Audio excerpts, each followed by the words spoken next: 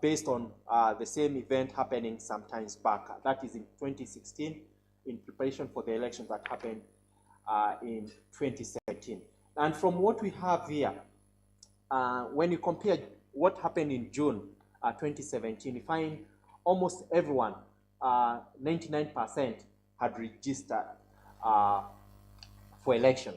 Now, although we still have a few months, and unfortunately, the major drive to promote voters registration, there sometimes back. It's only 85% compared to 99%. So we still have like 15% of people who are eligible to vote who haven't registered. And it was of interest to get to know why do they think that probably they should not register for elections. So the next question, and we had to probe to understand why. And before we get to that, we also did it across the different demographic characteristics to get to know who among the citizens have registered. So when we compare men and women, we find there's almost an 8% difference between men. It's in favor of men, almost 89% compared to women. The same thing when you look at the age distribution, which I think something probably we need to note down. We found those aged below 24, and these are the people who are being targeted during the registration campaign, because probably in 2017 they were not eligible for to get IDs and all that. We find it's only 67%, meaning that there's almost 33 or 34% of this age group who haven't registered, compared to 94% of those aged above 50 years.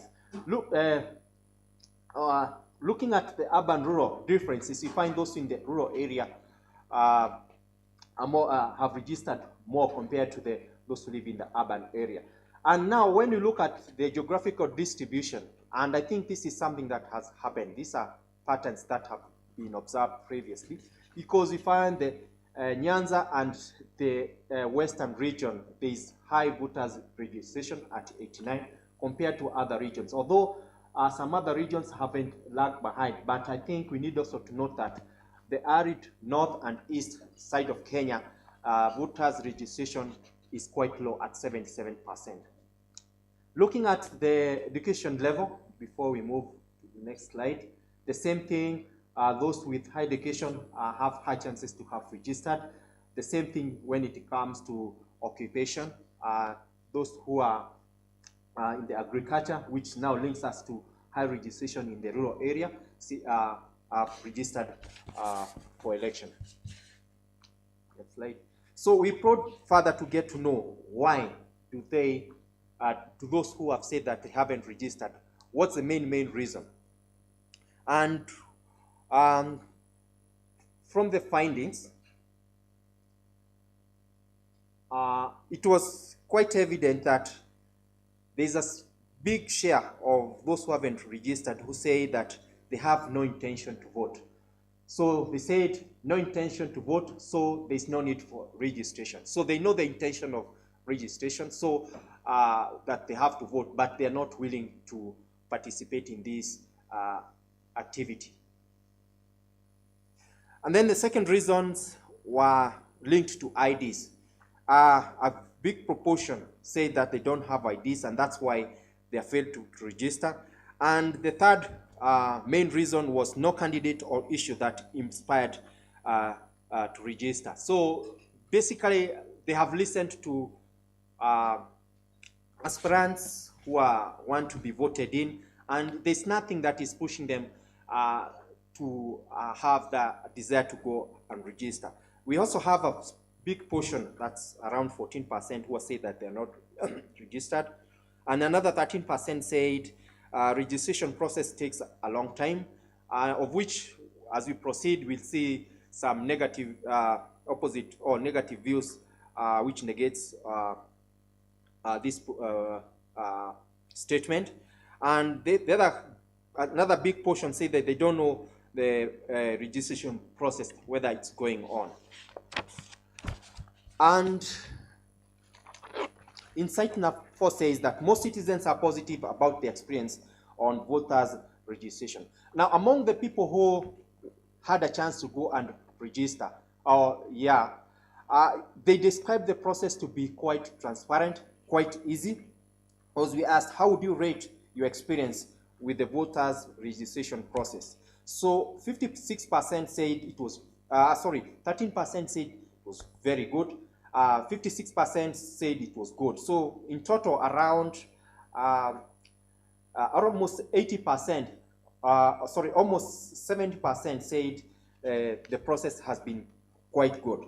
Now, which of the following applies to you, your experience in voters registration? So what we wanted to do is to dig deeper. Yes, generally they said it's transparent and it's good, but we also wanted to know which aspect was quite appealing during the process. One, and almost 60% said that the process is clear, easy to follow, and there are no hiccups, and the people serving them were very good in terms of taking them through the process. So, which means that it was a misconception among citizens that the registration process is difficult in terms of accessibility and all that. But those people who had some experience really were quite happy with what they went through. Insight number 5, intention to vote is low compared to 2017. Basically, we asked whether the respondents, the likelihood for them to vote in the upcoming. So we are done with the voters registration. Now we are in the second aspect, whereby we wanted to assess to know how willing do those people who have registered in terms of participating in the election. Now in 2017, almost the same time, 94% said that there are high chances for them to vote, compared to January 2021. December 2021, that's and January 2022, whereby 71% said that there is high likelihood for them to vote. So this is a very big drop of almost 23%, which is a clear indicator a few things seems not to be going right direction. Probably those who are vying for elective posts, they don't have probably something that is appealing to those who are willing to vote. And also another thing, probably there are a few more issues why they think that there's chances for them to register do not the propensity to register is a little bit low on their side. So we disaggregated the findings by different age groups, demographic characteristics, and there's high likelihood for men to participate in the upcoming general election. That's 77 compared to women at 64%. In terms of age distribution, those below age of 24 recorded the highest, the lowest probability to vote or percentage to vote, because it was at 56%. So almost half of those aged 24% think that they will participate in election, compared to those aged above 50 years and above, because 84% said that they would vote. In terms of urban-rural distribution, we found those who live in the rural at 73% compared to those in the urban at 67%. And when you look at the geographical distribution in terms of likelihood to vote, Nyanza and Western regions are leading with 77%, and the lowest was arid North and Eastern at 62%. Also, Nairobi registered quite low numbers at 68.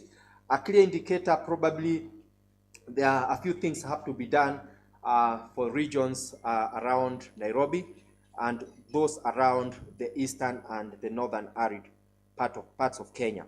Education level was not a major thing because the percentages almost range between 69 and 71. The same thing with income genetic activity citizens are engaged in. So insight number 6, the main reason suggests that why people do not vote are that it changes a little, and the voting is time consuming or it's distant. So what we wanted to understand among the people who have said that they are not going to vote. Previously we asked why they are not willing to register, but this time we wanted to know why they think that voting is not an important issue to them. So at 67%, citizens say that voting changes nothing. Probably these are the same politicians or people vying for elective posts who have been there before, and probably they haven't seen anything happen. So the motivation for them to go and vote seems to be quite low, because they think even if they vote, nothing will happen.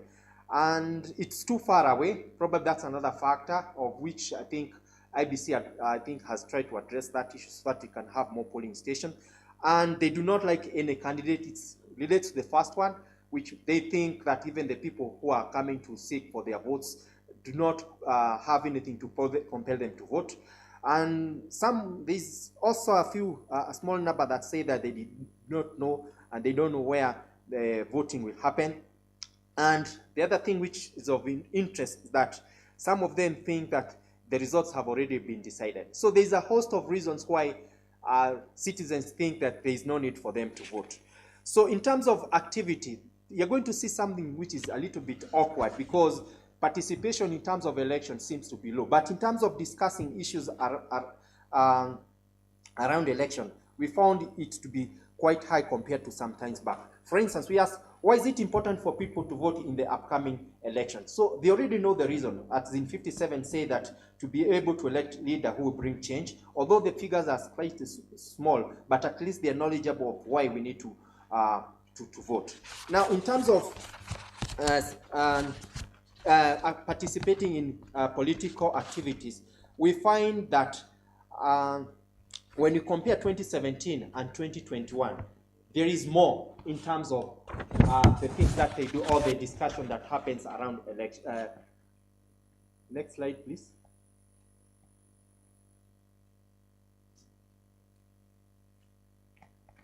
Yeah, so when we compare the 2 years, that is 2017 and 2021, we found that 81% have participated in some political activities, so which is at least slightly above what was there in 2017.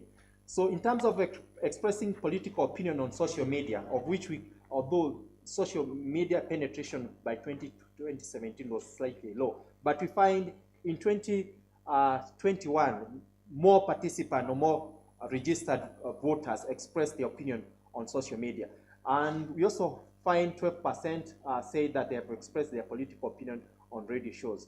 And in terms of physical participation, we find participating in campaigns seems to be slightly low, although probably this is because we have a few more months towards the election, but as it's now at 38%. And attending peaceful political demonstration, we find it's almost the same, 15% compared to 14% it was in 2017. And volunteered in support of a campaign, it's slightly high at 28% compared to 22%. So in actual sense, we found that citizen participation on political activities is not that low, which we thought that could be linked to why there is low morale in terms of getting to vote. They have participated, they have interacted, they seem to be much more vocal, but when it comes to elections, something seems not to be appealing to them. So we disaggregated this by different demographic characteristics, and there's no big difference between men and women when you discuss election with the family. It's 87 among men compared to 76, so men are more, as it has been the trend, they discuss more about politics compared to women. The same thing when you look at the regional distribution, it's almost at 81%. Urban rural, a difference of 2%, which is not a big issue. So these are a host of reasons by age group, which I think we can't be able to get into the details, but it's quite evident that there's no big variation among those who come from different regions, age groups, education level, and other factors. So now, in terms of the confidence we have with the IEBC, we really wanted to know how confident are citizens that IEBC will do a good job. And we made some comparison between 2017 and 2021. And it's quite evident that in 2017, 65% thought or believed that the counting process was honestly done, compared to 2021, whereby it's only 41%. That's below 50%. They think that there be some honesty in the counting process. In terms of the reporting true results, we found a very significant drop. In 2017, it was at 65 compared to 39% in 2021. Ensure that elections are free and fair. It is at 45%, and keeping record for the future verification. Those who think that everything will be fine is at 43%. Now, there's something that we need I need to point out here. We have this gray margin here of people who seems to be in between. They think it will be there or not there. And I think IBC can capitalize on this, because if they make sure that the 34% are now more confident on the honesty in terms of the process, I think we'll be almost past the 65%. So I think there's still room for improvement in terms of ensuring that people have trust on what IBC is doing.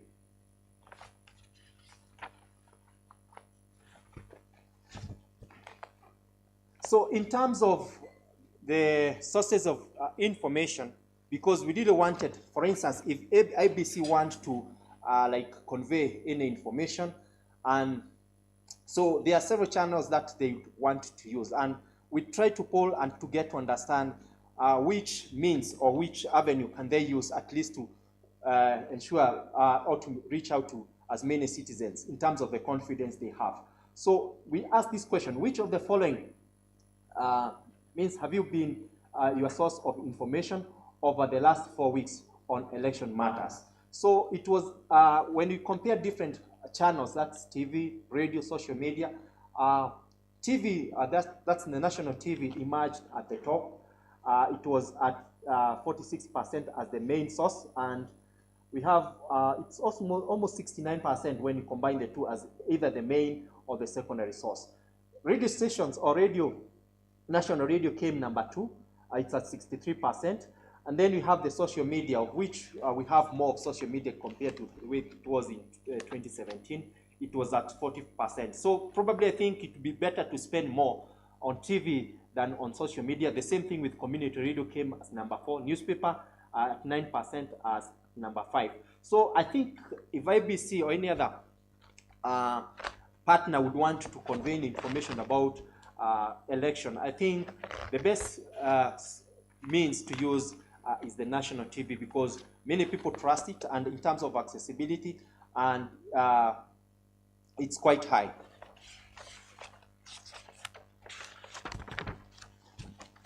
So insight number 11 relates to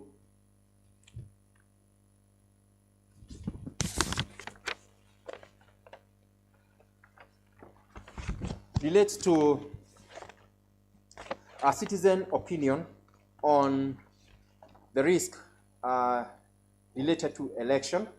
As we already know of what happened in 2017 and in 2013, we had violence.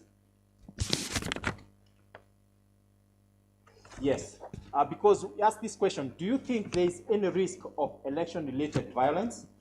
And from the findings, it's like 41% think there's likelihood.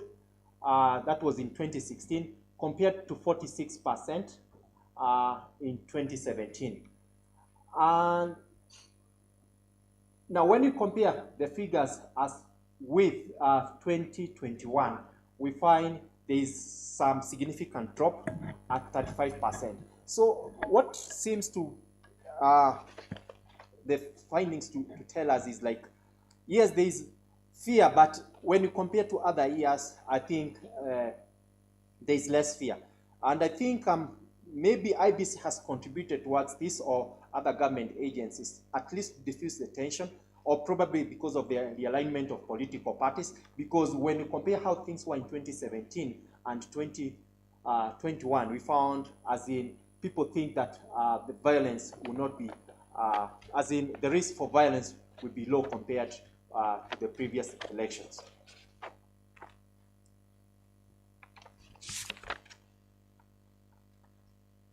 Next slide. Yes, so another reason or other issue we wanted to know, among the people who said that they think there will be violence, we have those who say that there's likelihood, or there are some who say they are unsure, and some who say that it's unlikely. So when we looked at all these groups, we found that one of the reasons why they think that there will be violence is because there's fierce competition among political parties. Maybe that would be one of the reasons. Political parties have become tribal. That's also something that citizens cited. And those who are unsure, we found they say that fierce competition among political parties could be the reason why they fear for the violence. Now, among those people who said it's unlikely, they say that people are more informed and received civic education. So I think I say the CSOs have done a good job at least to educate citizens. And they also say that there's unity and there's no sign for violence, although maybe it might be too early to come up with such a statement. But the way things are, there seems to be no signs for violence. And the current political environment is much more peaceful compared to the way things have been in the previous elections.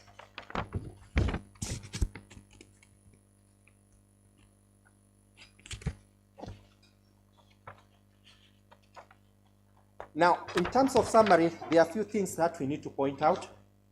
One, those who have worked hard to raise public awareness have done a commendable job, and particularly those who have made it easy for citizens to register, although we have a few challenges that we have encountered.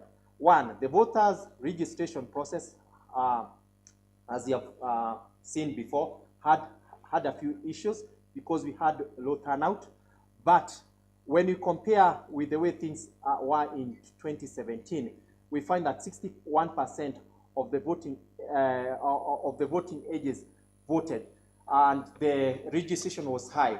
But now, if the registration is at 85%, there's high chances that the percentage of those who will vote will be slightly low. Now, there's also there's evidence of widespread skepticism about the benefits of voting. Yes, in terms of knowledge, people are quite knowledgeable about voting and all that, the benefits of why they need to participate. But I think the people who will participate probably would be voice of different posts, seems not to have an agenda that will make citizens feel that they are compelled to go and vote. Besides that, they have also cited a few more issues about their trust on what IEBC will be doing, of which there's still room for IEBC to improve on the confidence. And we also found that fewer than half of the citizens have confidence in IEBC. That's something that we've seen from the findings. Either to conduct a free and fair election, to count results honestly, to report true results, or to keep a proper record for the future verification. We also find that this does make it a fertile ground for dissatisfaction with the election. So trust must be earned. So within the remaining time, I think IEBC have a chance to do something so that citizens can have more confidence on the mandate they have been given by the Constitution. So by the authority demonstrating that they are truly able to deliver genuine and free and fair election, by political leaders on all sides conducting the campaign that they are hard but fair, only then will citizens regain faith in this democratic process. So it's now IEBC now to do something, because if they're the referee, they'll be determining factor in terms of how things will be. We know what has happened before. And I think given that they already have experience, and I believe they have put measures in place, at least to ensure that citizens believe or trust on what they are doing, I believe the coming election will be conducted peacefully. That's what we hope, and I think, and we believe it will be fair. Asanteni sana, and God bless you.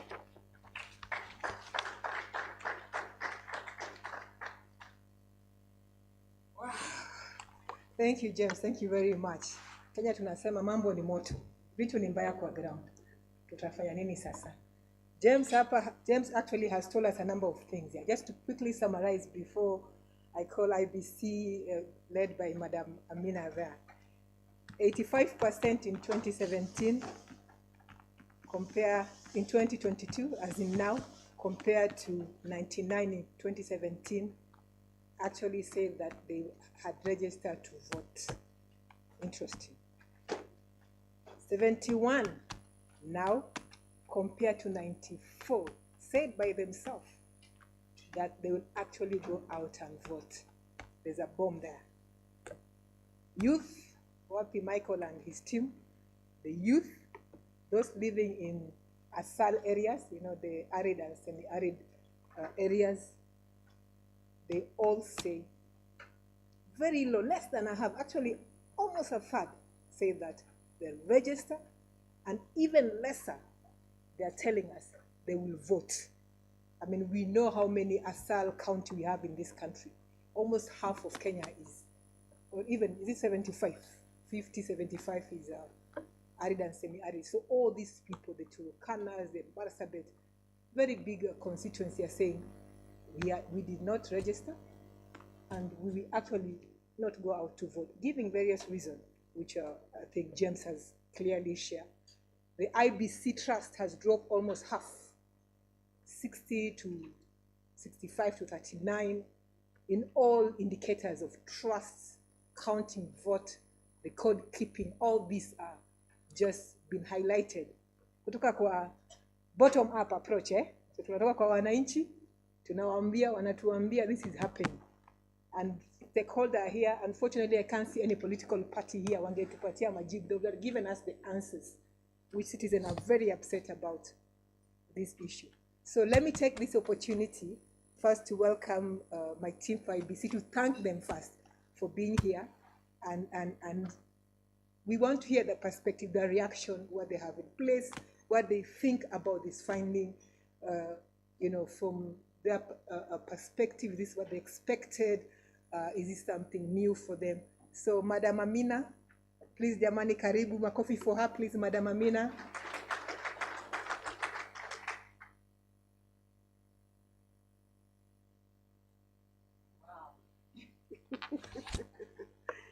Thank you very much, Taweza. This is big for us, yeah? How much time would we have to do all this? It was a lot. Thank you very much. You did it for your country. You did it for us. We are happy to say that the trust that you've seen it here is something that was done in December, right? Now it has gone up. It has gone up to, let's say 19% of that is up after another survey was done. And we are happy that that is happening. And the most thing that we can say is how do we boost trust? The best thing is to be sharing all what we have. We've been trying to share all our activities, our processes, as we say on Thursday, yeah? Was it Thursday? Yeah, on Thursday we did a partnership agreement, MOU that we signed with the media, and we believe that it is the most accepted, yeah? It is the most accepted medium for Kenyans. For the radios, as you said, for the radios, for the TV, for print media, it is well taken by. So we decided to do an MOU with them, and we are not robbing their independence, yeah? And they are also not robbing our independence. So we are just making it open to the world, to Kenyans, that whatever we are doing, all the processes will be out there. And we are hoping that you are going to report positively and sharing the exact things that we do.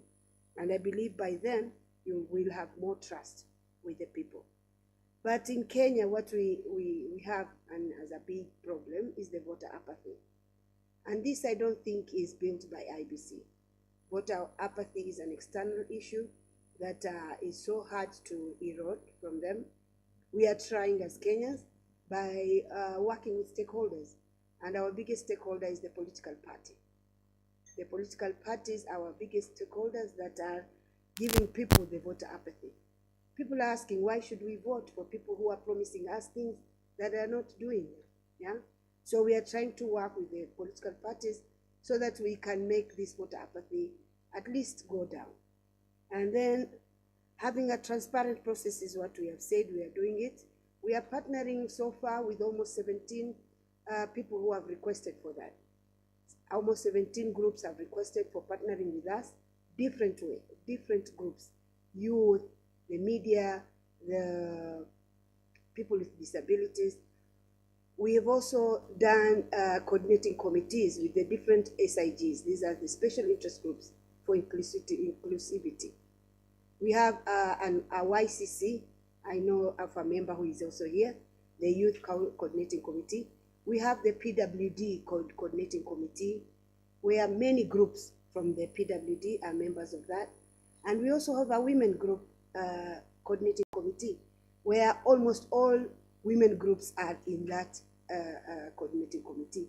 So we are expecting that we'll have more ambassadors to tell our story, yeah, because they are up to date with whatever we are doing. We are also trying to do our things differently maybe this time by working with all stakeholders. We've been doing this with working with all stakeholders, but this time we are even targeting the 75% of this country's voters, and these are the youth. We are doing graffitis with them. We are doing it with the Giza arts. We are doing drama, not only skits, we are also doing plays, yeah? So we are trying to reach out to the, and most of them are first-time voters. And you will not say that they have a voter apathy for them because they've never voted. They cannot complain that we've been voting and we've not gotten what we have been voting for. So we are targeting the first-time voters this time, yeah, in a big way, Some of them have decided to do grafts. You can see in Kibera, you can see that they are drawing things, and in many parts of this country. We've even targeted more countries if we go to diaspora. We were only in East Africa and South Africa. This time we've gone to the US, we've gone to Canada, we've gone to Qatar, even to Dubai. So we are hoping to get more people to accept, and many people have registered this time in the diaspora. So that is what I can say for IEBC so far. I can take more questions. I know you have so many questions awaiting me. I'm ready for them. Thank you.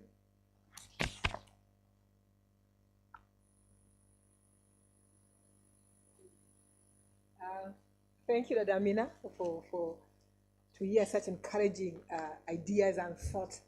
So I know after this, once Michael, the OIA team come, there will be a session where they will have a detailed discussion that Risha will take a lead moderation. So any question, please do write them those questions. IBC are here, and they are not leaving here until they give us all the answers, which we believe we can get, and we have a constituency waiting for us there to respond to.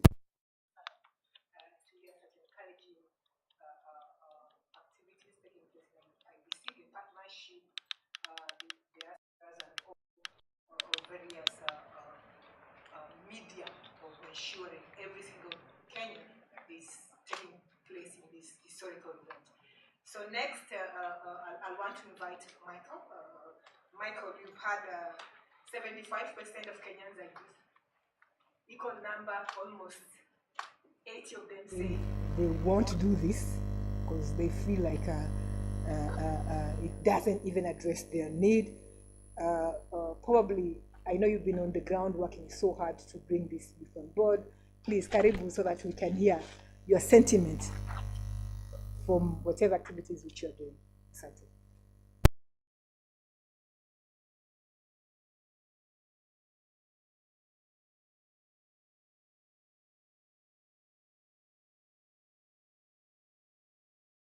Kenya chapter, which is our Pan-African youth organization, and we partnered with Twaweza, and also been engaging IEBC also through ICC. So in this assessment, we looked at the tools that were developed by Twaweza and also proposed some of the issues that were actually taken into account, including disaggregation of data.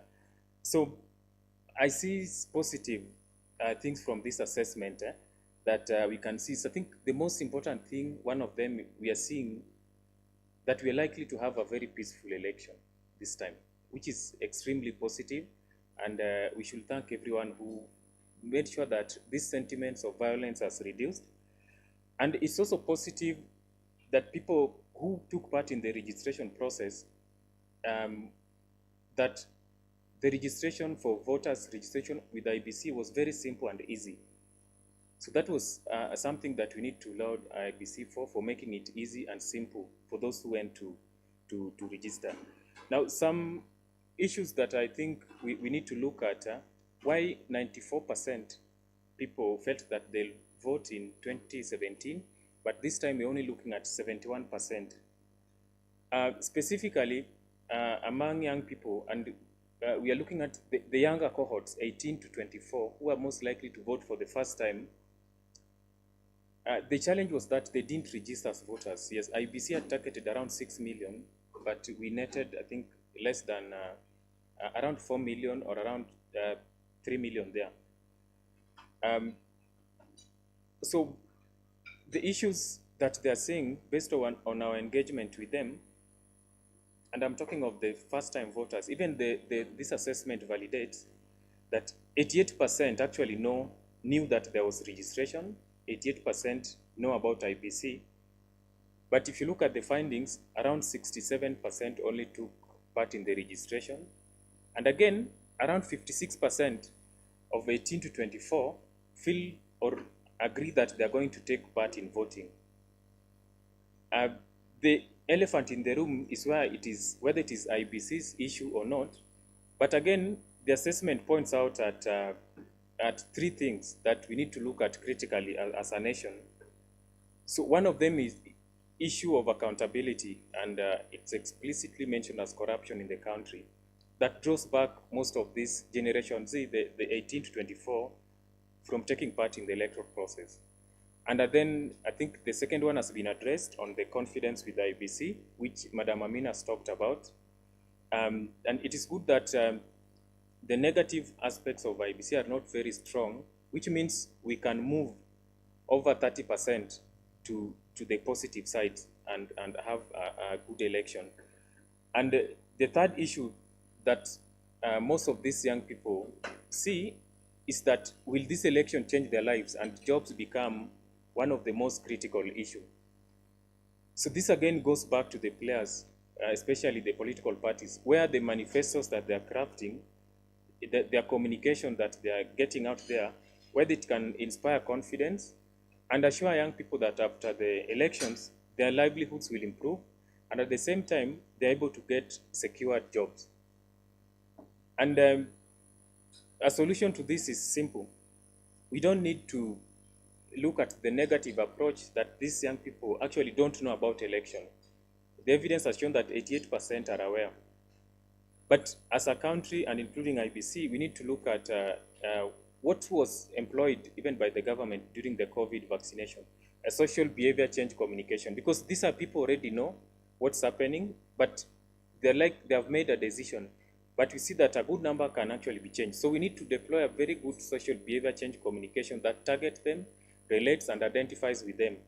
And one of the starting points will be the people that they want to vote for. Do they inspire confidence? Do they relate? Or are we just touching on the gray areas? Or are we just targeting the urban youth, while we see most of the youth in the semi-arid areas are actually not even feeling part of this process? The other issue that I would like to mention, that IEBC also needs to work with the high-level political leaders to inform their supporters and also the voters that yes, the whistle is almost being blown, but there's confidence in IEBC. This information needs to come out from the topmost of this political leadership, especially the presidential aspirants and also the governors who are vying. So, and lastly, something that I would like to speak about is that from the assessment, we see that those young people who may not want to take part in the electoral process are active in the political discussion, as James presented. So could it be that we have alternative civic spaces that young people feel that if I can express my opinion in other platforms, I can talk about my issues in other different platforms, then maybe voting could not be a viable option to exercise my democratic right. So as IBC and also the organization that will conduct the voter education develop their communication materials, we also need to look at the emergence of alternative civic spaces as something that could also deter engagement in the electoral process, especially for the young people who really have negative apathy. Maybe is social media access, also improved radio access in the rural areas where young people can call and express their opinion. Could these alternative civic spaces be giving people a viable option that they feel voting maybe cannot help them? And then finally, we have a question of also the 2/3 gender rule as a nation. And the voters said that they will look at the track record of the person, not gender, not identity. So we need to look at, as a country, how are we going to address also the 2/3 gender rule? Are we likely to have less women also voted in compared to 2017? So thank you so much.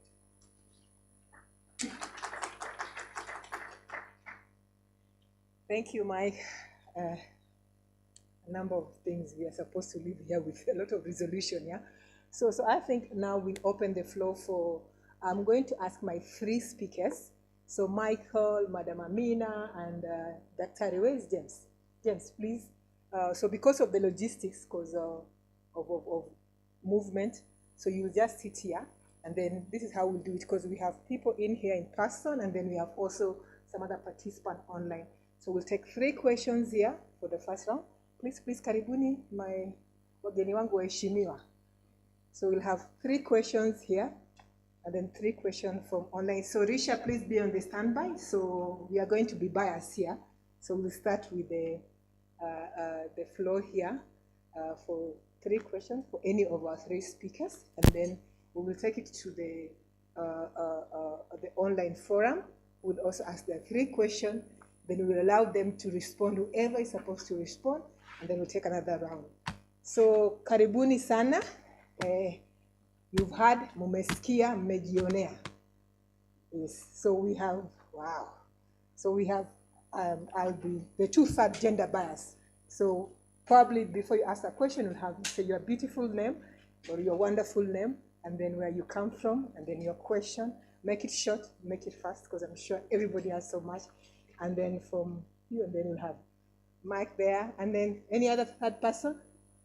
So, okay, and then there's a gentleman behind there, and then we'll come for the 2nd round. I have seen you, sir. And then Risha, you will help me to collect questions from the online forum. So after the 3 questions, unakaribishwa. Yes. Good morning. Hello. My name is Tekla.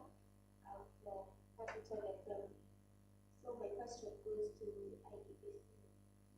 What are you doing to boost trust and confidence to slum areas? We all know that in slums, it's where we get this youth that during elections they just bring about violence. So what are you going to do to boost trust and confidence to these Kenyans who also don't want to vote, and to these people who bring violence? What are you going to do? Good morning, everyone. My name is I'm from the National Taxpayers Association, and I'm very, very much happy, and I congratulate Aweza for the awesome invitation and the very, very amazing survey. So, number one, I'm looking at the first graph, the one that speaks about what the categories of groups that have registered. I'm looking at the education bit. My question is the perception that the level of education informs the understanding in terms of civic duty and civic rights? For me, I would really like to see a data that speaks, that picks out the level of education in terms of civic education. That even these citizens that have done other, there are, university graduates and even higher level of education, they can be of that higher level, but then in terms of their civic duty, they have no education at all of that. So with no civic education on how they can participate as citizens, maybe that one can inform them on their low participation in terms of political processes. On the other one, I'd like to comment on the low turnout in terms of political participation for this year. There is one finding that says the voter intention to vote is lower, but then there is another finding that shows that political activity is higher than in 2017. So I'm trying to find a connection between these two.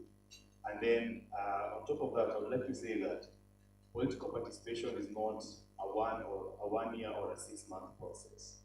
It is a 5-year engagement between government and the citizens. So if the government itself and the political actors have been compromising the citizen participation processes in terms of budget processes, in terms of finance bill participation, you find these processes are very, very compromised. Whereas, so citizens do not have an opportunity to participate in these 5 years, and then you want to tell them that if they participate in these, in elections, it's going to have any meaning. So I think there is a lot of opportunity for participation in terms of political processes than just the 1 year or the 6-month process. If the government is more intentional and the political actors are more intentional in the period of 5 years, perhaps the citizens will be more willing to participate, hoping that their vote will count, considering the performance of the government for the period of 5 years. Thank you very much. The flourish before I come to you. Thank you. My question goes to James. My name is Julia from the Standard. So when you look at the Insight 6, the main results suggesting where people don't vote, there's a place there, 7% of Kenyans that voting changes nothing.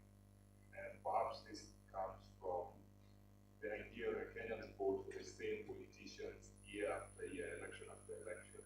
I don't know how wide your research span, but can you possibly tell us why the Kenyan voting behavior is limited to the idea that there are just a particular number of people we can vote for, thus leading to this statistic where they're voting for the same people and end up complaining that there are no changes?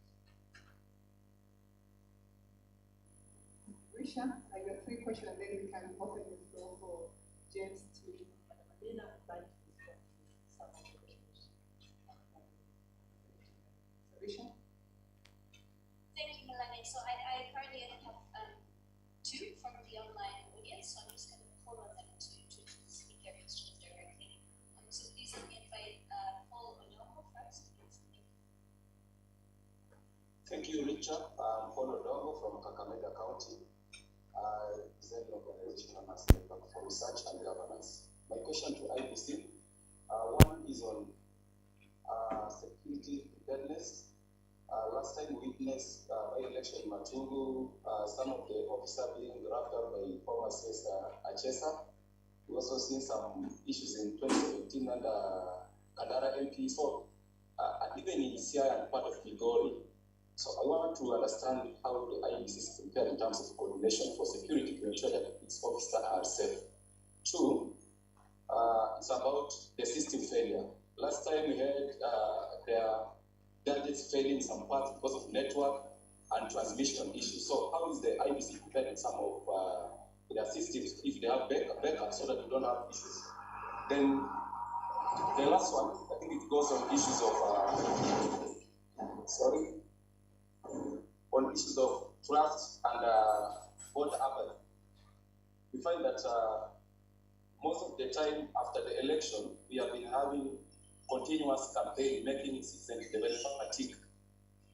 Can IEBC invoke the penal code under election acts or coordinate with NSIC so that they ensure that they put some punitive measures to these politicians who continue breaking the laws and campaign before even the time for campaigns. So if they continue like this, means that we shall continue having what appetite, because it means that we develop fatigue and maybe they're not giving us key issues for what they're going to do. Thank you so much. Thank you so much, Paul. Arnold Osana, I wonder if I can ask you to ask your question or if you prefer me to read it out.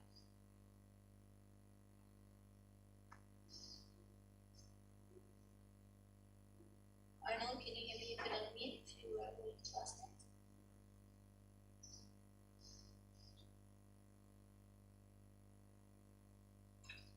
Okay, I'm not seeing Arnold unmuting. Maybe he's having a connection issue, but I can just give you the question. This is also typed up for us. So this is from Arnold Osano, who comes from We Care organization in Kisumu County.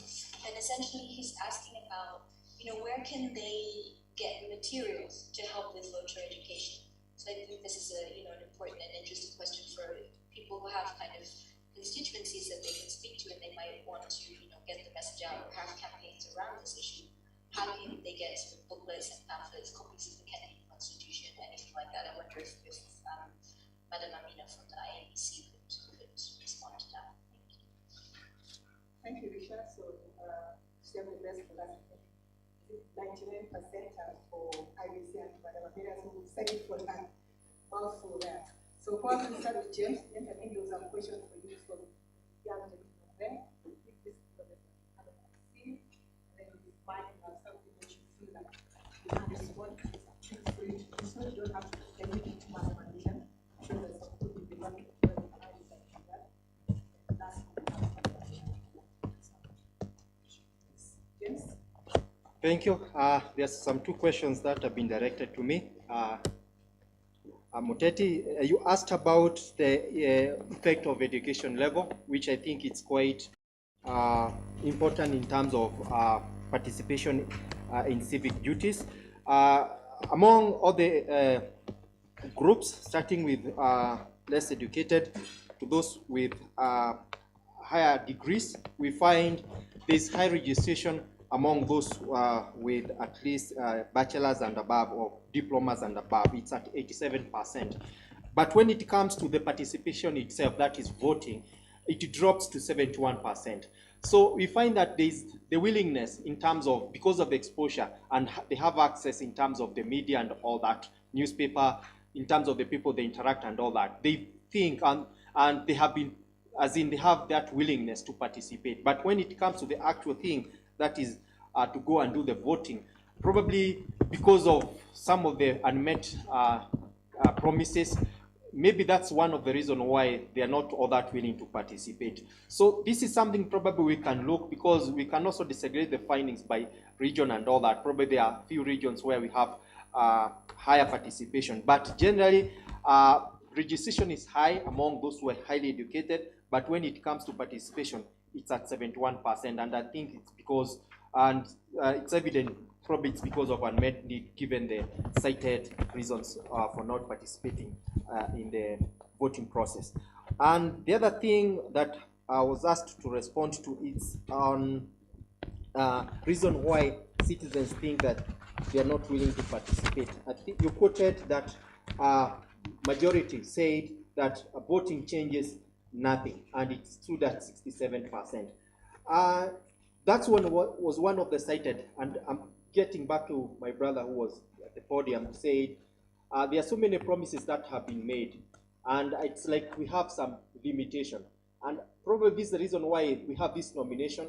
Probably the people who get nominated by their respective parties, I tend to think they have financial muscles, and there are some eligible who are probably, who can be able to afford, who can be able to make changes or make change happen, but they don't have the capacity to influence their political party. So we end up kind of recycling the same people. And from what we are seeing here, this could be one of the major reasons why most of the people think that participating in election might not help them a lot.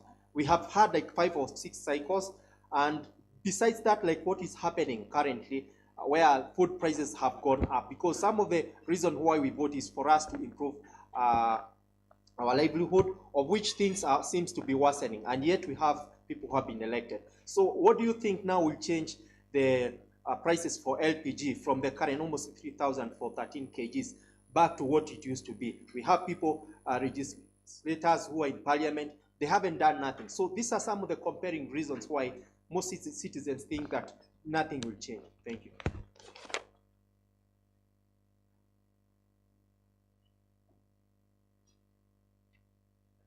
Yes, thank you, James. My comment on what I think my colleague Mr. Muteti, if I got it right, from National Taxpayers Association asked, it's true that we have very, very intense political awareness and engagement, but we are driving off from the participation in the electoral process. So what a solution to this, I prefer we look at it in a positive way. We need to have more informed citizens, especially on their civic rights, by just implementing the Public Participation Act. And we have also a mechanism under the KENIs. So we have all these frameworks. What we need is implementation. But I think the other factor could be we've become very political nation, I think, for the whole 5-year cycle. So we need to demarcate where we have the more political engagement, but also look at the element of civic and voter education that actually empowers and changes. And I think this is what maybe changes like CBC is trying to address. I'll just respond from my experience in engaging in the voter mobilization for registration. Actually, initially we thought that the issue was IEBC, Madam Amina, and we were very hard on you, IEBC initially. But when we talked to these 18 to 24-year-olds, they said the issue is service delivery, mostly. So as we conduct voter education, we need to relate it to service delivery, which is beyond actually the mandate of IEBC. Yes. Yes, and then finally, the media should also help the nation to tell young people that actually voting changes something. I'll cite, maybe this has been cited before, the McQueenie case, for example. I think it's one of the model for the implementation of devolution. Is it as a result of voting or not as a result of voting? So I think how we package also our messaging, and will appeal also with the media, if we can also profile some of these positive cases that have been brought about as a result of voting and making political decisions, I think we'll be able to get at least those 30% more of young people who say that they may not vote to take the turnout even to maybe 70, 80%.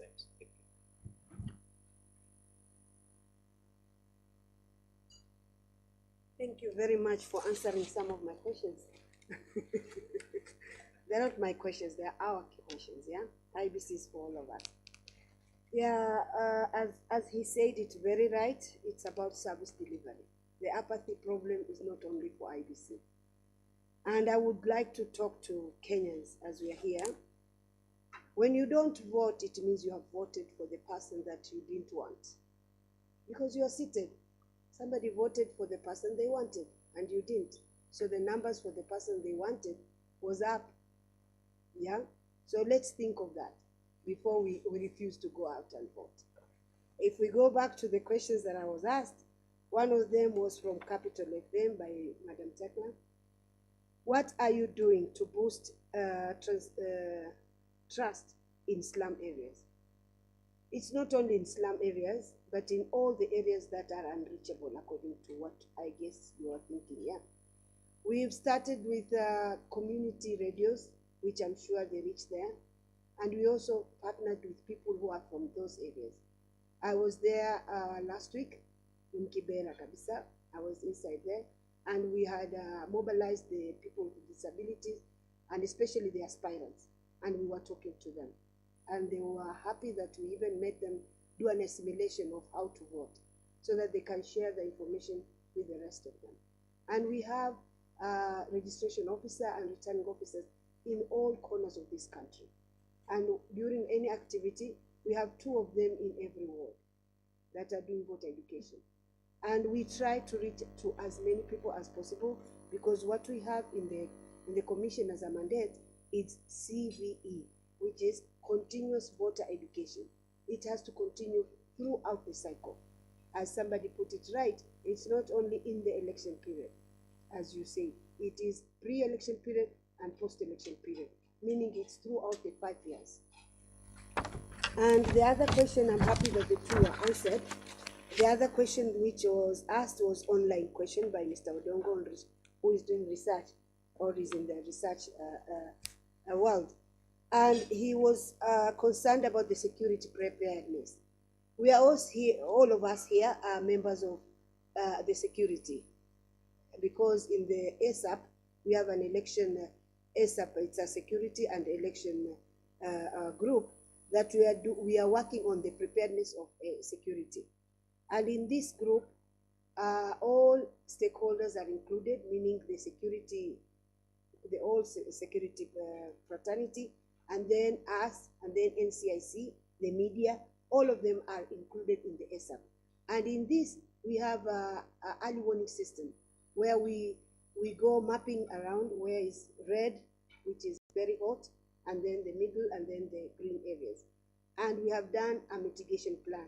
It's well done, and we are hoping to launch it anytime from today, because last week we were done with validation with the committees, and we are hoping anytime from now it will be out there, launched for every Kenyans to see.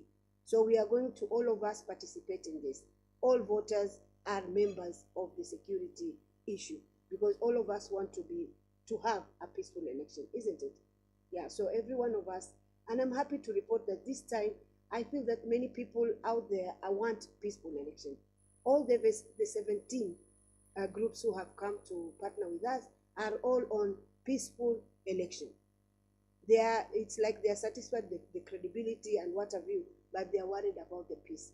So most of them have come, actually not most of them, all the 17 are having peaceful election as one of their main objectives. And for the system's failure, for the EVID, the election identification kit, the KIMS kit, we are trying as much as we can, and we have done it in the other time, but we have alternatives. If the EVID doesn't work to identify you, we have your ID to identify you. Yeah, for the EVID, most of the time is use of the biometrics. If the biometrics fail, we have your ID to identify you, and that was used even before we did the biometrics. And the biometrics came from our own doing. It is not you who asked for it. We did it so that we make it more transparent and more trustworthy. And I'm sure you are worried about somebody coming to vote who is not that person. You cannot vote if you are not that person. You are either identified by using your biometrics or your ID. And that thing, they will mention your name aloud so that all the agents will hear it. And if it is not you, the agent will come out and say, excuse me, this person is not the person that you are allowing that person to vote. So there are many ways of identifying that person if it doesn't work. And for the results path, let us all know from today that the polling station is the final place where results are tabulated. When the polling station's results are given, all the medias are there, all the agents are there, so they can even tabulate through, using the other medias, parallel to what we are going to do. So then you can tell us which polling station was not added, or was added in a different manner. So I all invite you. The results will be at the polling station. Whoever will be ready to go to any of the polling stations to have it in his maybe WhatsApp or any of the medias, and then wait to tabulate it from when the chairman will be announcing, because all the results will be announced from what will be given from the polling station. So just rest assured that the results will be as given from the polling station. And then Mr. Arnold asked where they can get materials for voter education. Materials for voter educations are received from the returning officer of your area. If you go to any returning officer, you will get voter education materials. We even have for the PWDs, we have braille materials. We have even wristbands for the people who cannot see. But we have most of the materials from the returning officer's desk. Thank you very much. And I'm happy that everybody is concerned of how the elections will go. Thank you. So I think probably lots of questions. They're very concerned. It's very good to see Kenyans taking this very serious. Madam has said not voting, we done. Aichi wanasema what you are done. Others are saying that not voting is a protest against the government. So I have a question. One lady there. 1 minute. Then Bishop, please pray for your three.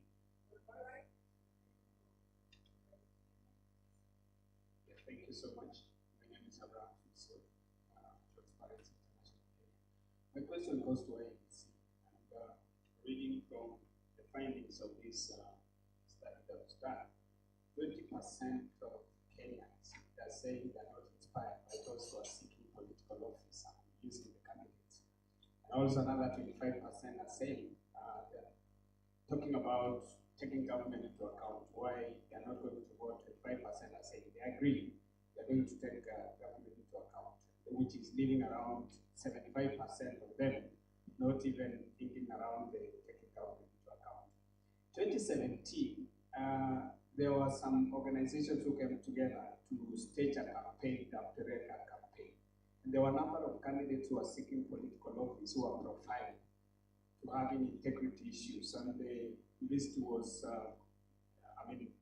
presented to IEBC so that they could not be clear to seek this public office. Chapter 6 of our Constitution talks about leadership.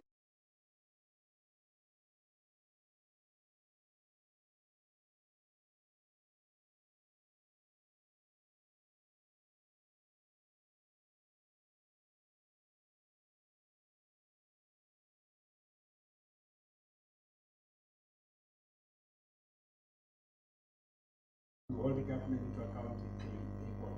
Thanks.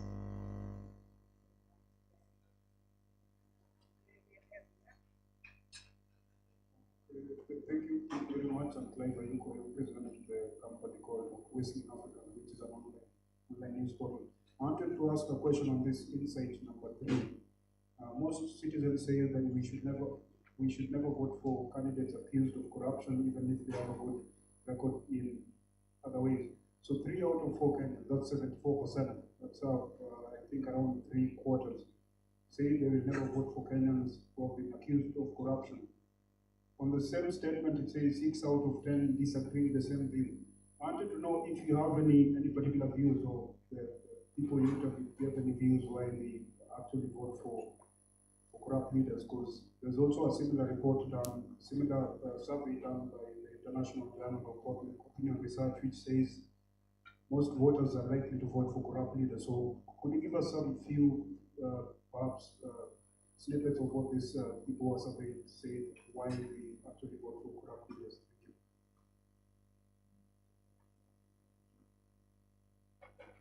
Yes, this is Colin Sobutu from Metropolitan TV.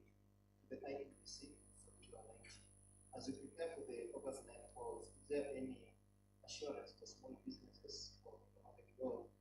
And to Mr. James, any data collected on this despite the evidence of the election-related values? Finally, any update on diaspora voters as far as their preparedness is concerned? Richard, I'll take the last one because she's a lady. You have 3 gentlemen for the 2 times break. Then I'll come to you. Thank you so much, Melania, to my guests and the media. My question is, we know that voter registration is one thing, and now translating the registration into actual voting is also another thing.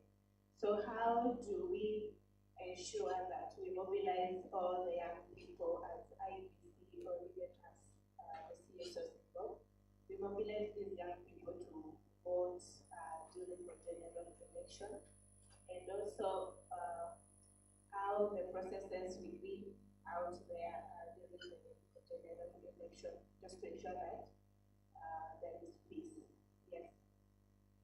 My question is on youth mobilization.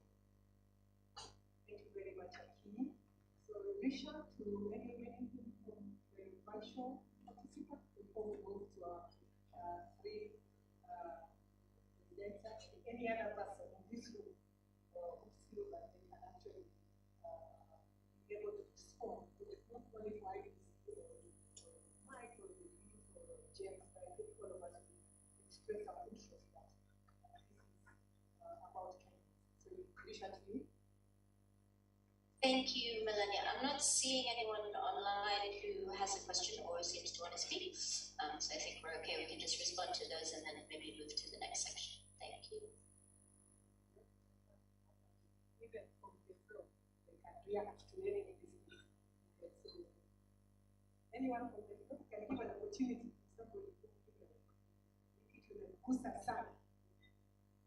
Now, so I think Madam Abini, it will be what?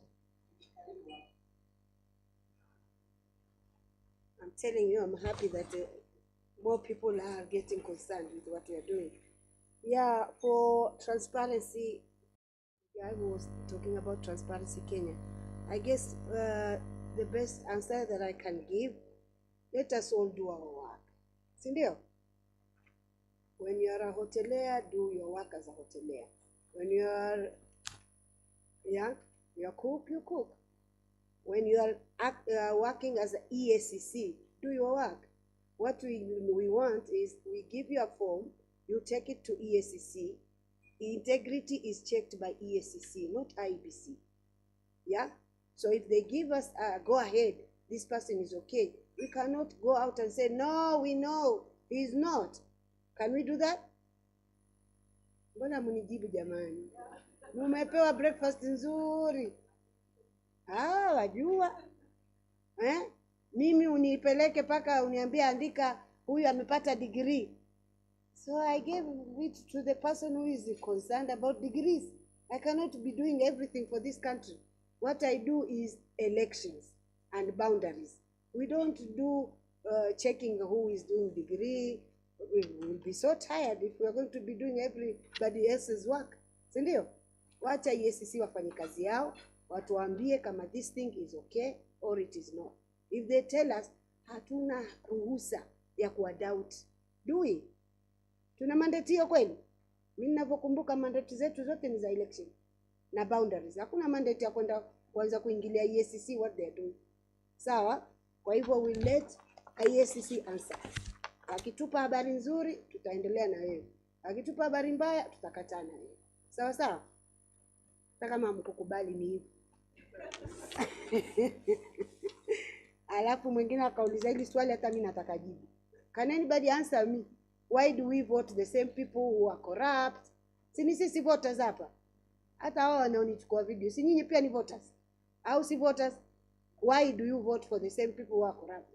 You tell us, yeah? You will answer us. Alafu kuna mzee mmoja alisema, normally these are representatives. They are not leaders. Na representative wa watu ufanana na wale watu. When you are women, you utachoose mwanamke awa represent, si ndio? Ikiwa ni youth, mtatafuta youth awa represent. Kwa hivyo kia sisi sote Kenyans ni corrupt, sisi tutatafuta corrupt atu represent. Au ni vipi? We have to change our values as Kenyans. That is the bottom line. Sawa sawa? Tuendelee na story. The next ni assurance of small business. I don't know how we are related to that as IBC, lakini hiyo tutazungumza baada hii. Diaspora voters preparedness. We are very much prepared because for them it is only one election. Sindio? They are only voting for the presidential. And we went out there, we registered them, and most of them came out in numbers. Like I was in Juba, There were about 993. And it is because we were just in Juba.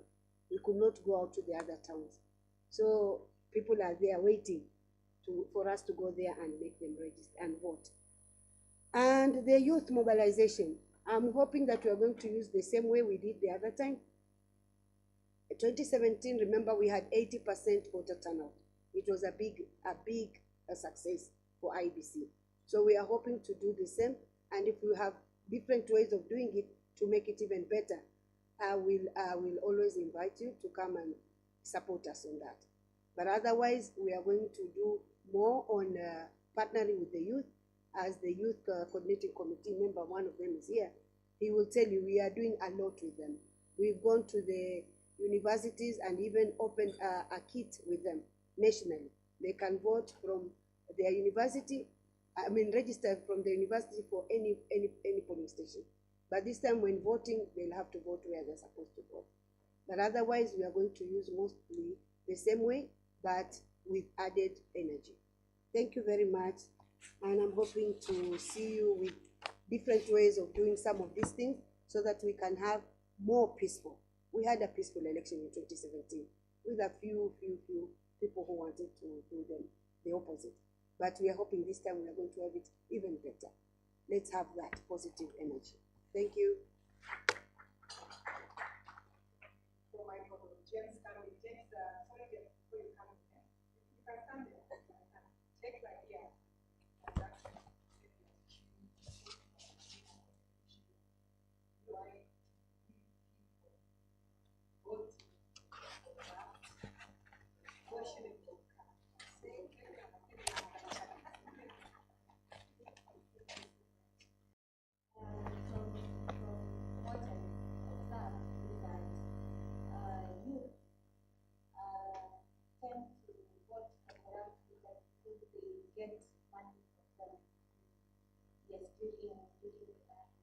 They get a lot of money from them. So the youth will say, let me vote for this politician because he or she gave me a lot of money, instead of voting for the right person who is going to help. Yes.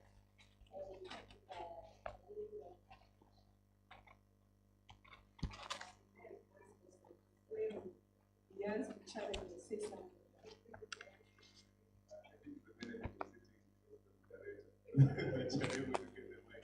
But personally, I think the media plays a very, very big role in terms of driving misconduct. And when the media lags in terms of, the media, what it does at the moment, you take Daily Nation or any other newspaper, what they do is political reporting. They're reporting on, who always to the US, either went to Chapel, this happening. It's basically political reporting. They are not really driving the issues that are driving that the citizens need in terms of, for them to properly engage in this political process. And if the media cannot lead in the role of driving accountability issues, then, what the citizens feel, they will just produce that when they are voting. They will just vote according to who is most popular in terms of propaganda, in terms of purposes, and in terms of that. Not in terms of who is big on policies that touch the citizens. So I think it's voter behavior and all that is it's something that we have to work on, not only the media, but even the institutions that are controlling this, that are key stakeholders in this electioneering process, even the civil society. How can we assess our civic engagement processes for the last 5 years that can, that can inform the change in voter behavior and, try to hold these politicians accountable and try to see if they can vote not based on their political parties, not based on who propose propaganda or what, but based on the issues. Thank you so much. So, against the attack, so we have media narrative, one there are active and behavior people of one. So, James, then the issue of the media, that you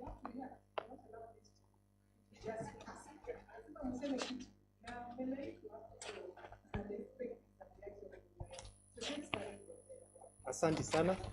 I just react on the issue that was raised on providing data on election violence. Basically, as I've said before, we have a sample size of 3,000, which I think is big enough.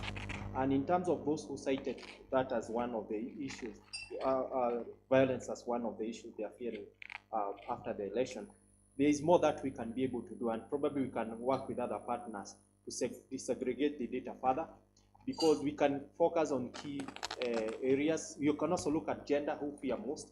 And I tend to think if we disaggregate the data further, probably the business who have businesses, and probably live in the urban area, then they can be targeted at least to get to uncover and understand what could be the reason why they think that there be violence. Besides that, we are working quite closely with Uraia Trust to have another survey, and in this case, we are trying to be a little bit proactive, as in terms of targeting the key hotspot areas based on what we have learned from the previous election. And in particular, we'll be targeting Uasin Gishu, Nakuru, Nairobi, Mombasa, and Nyanza, at least to gather more information and have sufficient sample size from these regions, such that we can be able to explore further to get to know the fears they have, why, and how that can be mitigated. Issues that can be addressed to mitigate against the violence. So in around, I think it will be in May, June, we conduct a survey focusing on these 5 regions. And after the election, that will be around October, we are hopeful that there will be no rerun of the election. We're also going to have another survey and then try to compare the two sets of data, or the findings. And from this exercise, it will be quite easy for us to work with IEBC even before the election to inform them of where or why the citizens think that there will be violence. And I think if we provide this information in good time, and if we have more partners to work with us, I think it'd be quite easy for even the institutions that are in charge to be able to address these issues. Thank you. Michael, do you want to say something? Because I'm seeing other very happy because I'm seeing a lot of babies. The next one is for you, so prepare yourself. Yes, for me, on what Margaret asked about young people, I will only say that we need to do 3 things, because the assessment shows that 88% are aware of the electoral process and also about IEBC processes.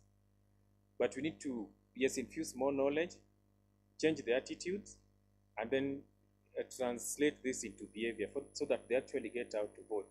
And it still goes to our communication.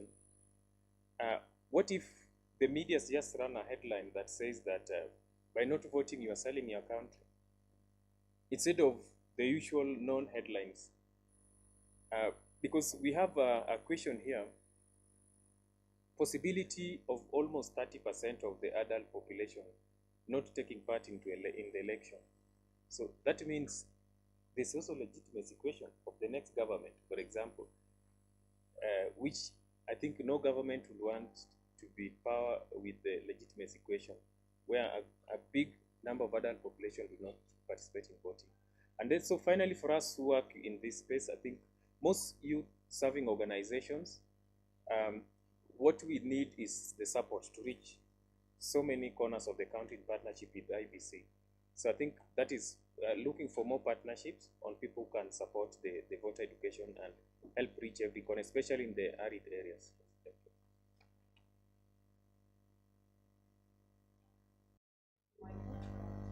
I promise that for the next round, I will actually keep ladies, and they're all smiling. You have the finding from the ground and show that there's actually the difference of 8% James here, which statistically, we had KTS here, that is a huge number. I say let's do that. Women are saying that less of them will vote. So I want to hear the women voice. We have the 2 part Michael has mentioned it, and so it's very important that we hear these voices and try to listen to them. So I have one wonderful lady here. Any other lady?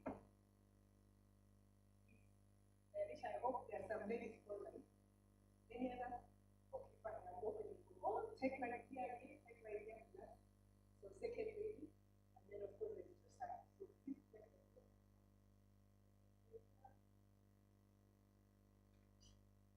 Still on election preparedness, my question is, how is IEBC prepared on sexual gender based violence among the women?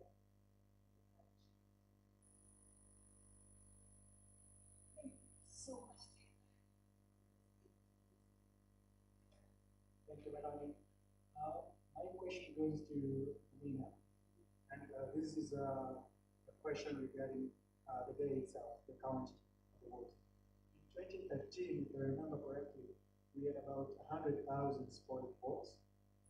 In 2017, we had 4 times that number, and there was a concern around, I think this was an article from Standard, which was that recorded like 393,000 of spoiled votes. And there was even a job going on around that if spoiled votes was a candidate, they could have almost stood a chance. And so I'm trying to connect this with the issue around voting and expecting no change, or refusing to vote because there will be no change. In the essence that there was a question around if I can vote just for a governor and not the president, because maybe I feel like the presidential position doesn't have any change in what I want, but maybe the governor does, and I decide to vote for only that one slot. Will my vote be counted as a legit vote, or will it be labeled as spoiled? So just a clarity on that. So the 3 pieces. How many pieces did you now? 6. We are from 3, where the vote was 100,000 spoiled to 400. Now we are 6. So we wonder if this one will come to 3 million spoiled votes. Very well, yeah? Mine is not a question, it's just a comment to that what Tony said. So, on the issue of big money when politicians are coming in, I think it also draws down to the economic challenges in our country. So you find someone is unemployed, or maybe they do not have money for that day, and a politician comes to you with 100 shillings, and you have no food. You just accept that money. Tomorrow you accept money from the next politician just to get by. So I think also that is a challenge. The economic crisis in our country, so to say, is a challenge in terms of also election, because this person who has no idea where the next money will come from, they will just accept money from that politician and say, okay, maybe something will change. Or maybe if you go to the job as a politician and you don't have money, someone will ask you, what can you give me now? I have, what can you give me now? So that is also one of the challenges in our country. Here we have votes for the stock. What happened to the kula kwa huyu lakini kura kwa huyu? We are forgotten that slogan, all that slogan. So, Risha, any questions from the online community? No, Melanie, there's none. Go ahead, please. Thank you. So, yes, some reaction to money. Lots of things that you say that. Anyway, please, again, as I mentioned, even the flow can react. It's not only as we are only tumekubaliana sote. Hii nchi yetu na hii uchaguzi wetu. Now, I am seeing this gentleman here from the meeting. Nataka kusema kitu. Yes, So yes, so we think that Madam Leader, yes, Mike. Thank you very much. On the sexual gender-based violence, we've been working with the teams that are on it, like the Physicians for Human Rights, that are working on the sexual violence, and also for the ASAP group. It is one of the objectives, and they are working a lot on mitigation plans for it. They cannot have all the women have bodyguards or something like that, but they are doing something on how they can secure them. But for the inclusion, they are paying only 50% of the normal fee to be part of nominations. So at least we are supporting the women, the youth, the people with disabilities, so that they can be supported in IBC. And in the exclusive policy, we are supporting them by working with the security teams so that they can be monitored, their campaigns and such, more than the other campaigns trail. And for the spoiled votes, first of all, let me make it clear. We have two different kinds of this. We have the spoiled votes and the rejected votes. I'm sure what you meant was the rejected votes, because the spoiled votes are votes that have not been casted. When you go to the polling station and you voted for somebody, then you realize this is not the person I wanted to vote for, that is called spoiled. You go back to the presiding officer and request for another ballot paper. And that one does not go to the ballot box. That is the spoiled vote. But what you're adhering to is the rejected, the one that is already in the box, but it was voted wrongly. Maybe the intention of the voter is not clear. You voted for two people at the same time, or you signed, your name has been known, so maybe you wrote even your name, so that is called rejected vote. For those that you are concerned that they are going up, the reasons most of the time that the rejected votes are going up, most of the time we say it is because the what do we say, illiteracy level. But I'm telling you, even the LSK, we have rejected votes. LSK, the learned friends. Can you believe that? So what do we say? Why do we have rejected votes? So the reasons may be somebody shakes, or maybe because he had gotten money, as somebody said, they get money. So they get money from two people, and they want to look like they are true to the word. So they vote for both of them and end up with a rejected vote. So we'll go out there. It is our responsibility to go there and do a lot of voter education. We will continue doing voter education as we are doing it here. And somebody also, you also asked, if I vote for one position and I refuse to vote for the rest, will my vote be legitimate? It is legitimate, but you have to vote for the rest. Even if a blank ballot paper is put in the box, you'll have to vote for that, because it will be called rejected vote, because it was not voted for. It's a blank vote. Tumeelewana? So you'll be given the 6 ballot papers. You will vote for the one you want to vote for, the position you want to vote for. For the others that you didn't vote, you still had voted, because now it will be in the voter turnout, you are counted. You voted, but it is called rejected vote. Are you happy for it? Kindly read your issues, I mean the manifesto of each of your aspirants, so that you choose one. Kindly, Kenyans, don't give us a blank ballot paper. Although we'll count it as rejected vote, but are we happy with that? We are not. We are wasting Kenyans' money, plus mine. Yeah. And then the bribing issue, I think it was just a comment, which we can all think, if I'm given 100 shillings today, let me be given even 5,000. Is that equated to my problems for the 5 years? It isn't. Will that remove my problems for the 5 years? Somebody said, kula, what is it? I cannot repeat what she said, because I'm not for that. But you can hear it. Sindio? Haya jamani, wa Kenya, tujitokezeni. Najua hii ni the last round. Tujitokezeni kwa wingi. Tujitokezeni kwa wingi, tuje tuvoti. Kwa sababu tusipovoti, tumevoti bado, lakini tumevotia ambaye tulikuwa hatumtaki. Kwa hivyo ninalowaomba wa Kenya, tafadhali, get out in numbers, come out and vote and make the changes that you want to see. Don't sit at home and say, I don't want this and that, but still sit at home. Come out and vote and make those changes. This is our Kenya. Yule msema nini? Ni mimi, ni wewe, ni sisi. Mimi Mkenya. Kindly come out and vote. Thank you. Thank you so much, Madam. We are very passionate. Jamani, a bit of my coffee for her.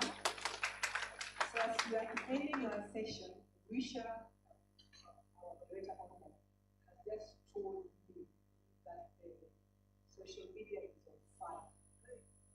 banning. Now, you know, we are keyboard warriors. Don't mess with us, KOT. So, Risha, I know you've told me that it is banning Namibia, so I think I need to share some quick reaction on public rights issues. Say the difference from what has been already discussed. Please carry it so that as we are getting a partition for today.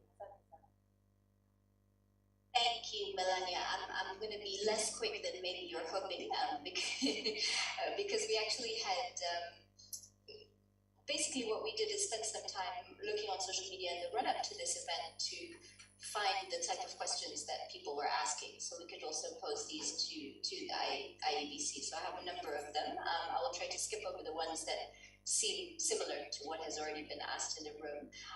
But I'd also actually like to ask, before I go ahead and do that, and I'm sorry for when I maybe create some slightly disrupt my team in the room, but they'll forgive me. So I'm aware, Madam Amina, that you've come and you've responded to all these questions. We again really appreciate that. It's so great to have you guys, right in the room engaging with these issues.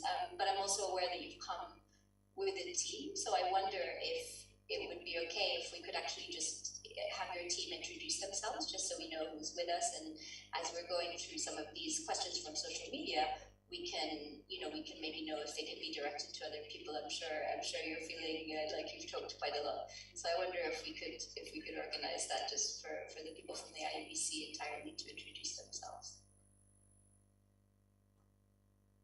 Melania, do you think that's possible? I mean, actually, I told you she came here well prepared. Now, all table that, what is it? So, right, efficient.